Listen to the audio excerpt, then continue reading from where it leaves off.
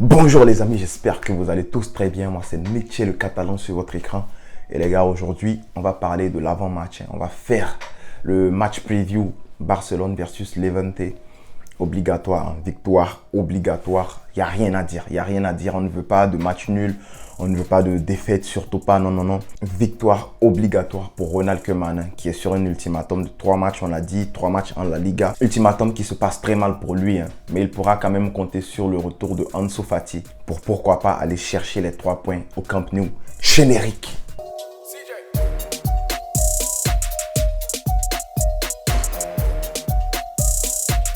Alors les gars, aujourd'hui je ne vais pas trop durer dans le match preview parce que de toute façon, on connaît la situation du Barça. On sait que le Barça, ça fait très longtemps qu'on n'a pas gagné un match. On est revenu d'une purge contre le Bayern de Munich. Et la meilleure façon de revenir, de rebondir face à cette débâcle, face à cette, face à cette purge-là contre le Bayern de Munich, c'était de battre Grenade.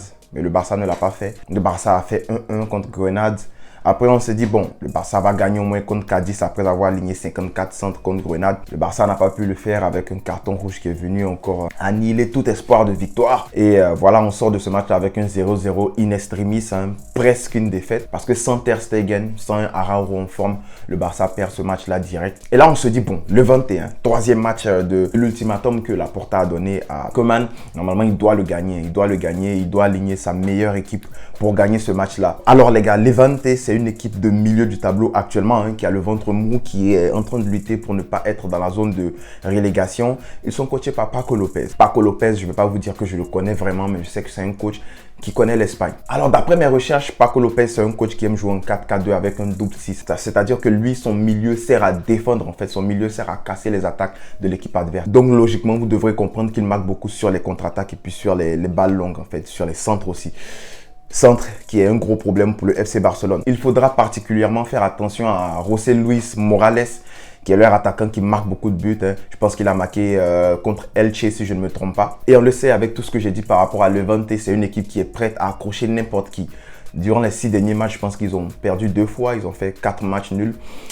C'est une équipe qui a accroché le Real de Madrid, donc il faudrait vraiment faire attention. Et ils ont réussi à les accrocher en faisant un score de 3 buts partout. Voilà, ça fait longtemps que le Barça a fait 3 buts partout avec le Real de Madrid, même avec Lionel Messi. Donc c'est pas à jeter à l'eau. C'est pas à jeter à l'eau. Il va falloir faire très attention avec Levante. C'est plus le Barça d'avant qui écrasait tout le monde. C'est plus le Levante qui se faisait écraser par n'importe qui. Il faut vraiment faire attention. Alors pour le line-up, qu'est-ce que je suggère? On va passer sur la tablette. Pour le line-up, voici ce que j'aurais suggéré. En fait, Araujo à gauche, comme on l'avait vu le match précédent. J'aurais pas nécessairement mis Piqué pour l'accompagner, mais je pense que Ronald Koeman va choisir Piqué. Du coup, voilà. Mingueza à droite, Dest à gauche. Ben, c'est ça, c'est évident parce que Jordi Alba n'est toujours pas de retour. En 6, j'ai choisi Nico Gonzalez parce que Busquets, on a vu les limites de Busquets en 6. C'est difficile de track down les contre-attaques de l'équipe adverse. C'est un boulet Busquets, surtout lorsqu'on est contre-attaqué en danger. C'est très difficile. Donc, j'aurais choisi Nico Gonzalez. Voilà, Gavi en milieu, en 8, parce que bon, de toute façon, on sait que Pedri est encore blessé. Donc j'ai choisi Gavi et Puig. Puig, il a fait une mauvaise rentrée contre Cadiz le match dernier, mais j'espère qu'il pourra se relancer. Je sais pertinemment que Sergio Roberto sera aligné à la place de Puig. Mais bon, moi j'aurais préféré mettre un Puig. À la place de Roberto. Voilà. J'ai choisi Coutinho, un 10, c'est un 4-4-2 diamant, un faux 4-3-3 si vous voulez. J'ai choisi Coutinho ici parce que Luuk de Jong ne sert à rien, en fait. Il sert à rien. Donc j'espère que Luuk de Jong ne peut même pas poser le ballon, gagner des duels aériens. Franchement, je pense qu'il sert à rien. Du coup, j'ai choisi Coutinho ici, en 10, avec un Depay qui va jouer ailier intérieur. Youssouf Demir qui va jouer l'intérieur, mais qui sera, je pense que selon la stratégie de Koeman, il doit toucher beaucoup la ligne, fait que pour changer le jeu. Du coup, mais ça sert à quoi toucher la ligne pour entrer après sur son pied gauche? Bon, on verra de toute façon. C'est la formation que j'ai choisi de mettre en place pour ce match-là. Du coup, dites-moi, ça serait quoi votre line-up? Avec un retour de Ansu Fati qui a fait même un teaser, I'm back. Petit calme-toi sur nous, on t'attendait depuis longtemps. Après 9 mois d'attente, c'est maintenant que notre Ansu Fati va revenir. Ça fait franchement plaisir, mais Koeman a dit qu'il allait le laisser jouer que 15 minutes. Donc, dans ce match-là, on aura un Koeman qui ne sera pas sur le banc, c'est-à-dire qu'il va devoir appeler Schreuder pour faire les remplacements. Mais bon, on sait qu'Ansu Fati aura son remplacement, il n'y a pas de problème. Et on ne sait jamais, peut-être que son assistant est mieux que lui tactiquement. Hein. Mais bon, blague à part, il ne pourra pas compter sur De Jong. Il pourra compter sur Ansu Fati juste pendant 15 minutes. Et il pourra compter sur les jeunes. Donc, qu'est-ce que ça donnera au Barça? Je vous dis franchement, je ne veux pas trop parler. J'espère juste une victoire. Hein, parce qu'on sait que Ronald Koeman, c'est bientôt la fin pour lui. Qui pour le remplacer? Je prépare une vidéo par rapport à ça, par rapport à Roberto Martinez et Xavi Hernandez. Mon pronostic, les gars, je vais dire 2-1. Un but de Levante parce que ils sont très bons sur les contres, sur les centres et tout.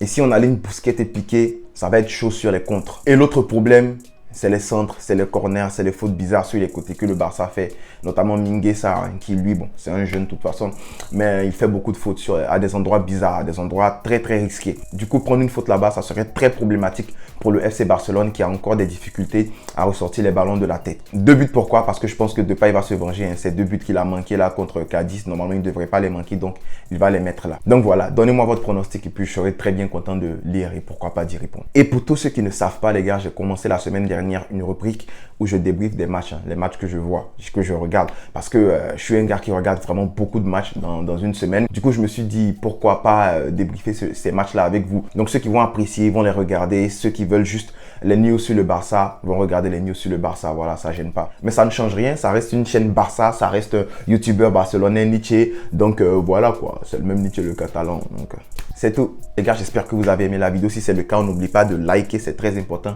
Et puis, abonnez-vous si ce n'est pas encore fait. Activez la cloche de notification pour être au courant lorsque je sors une vidéo ou bien lorsque je commence un live. Voilà. Fisca, El Barça.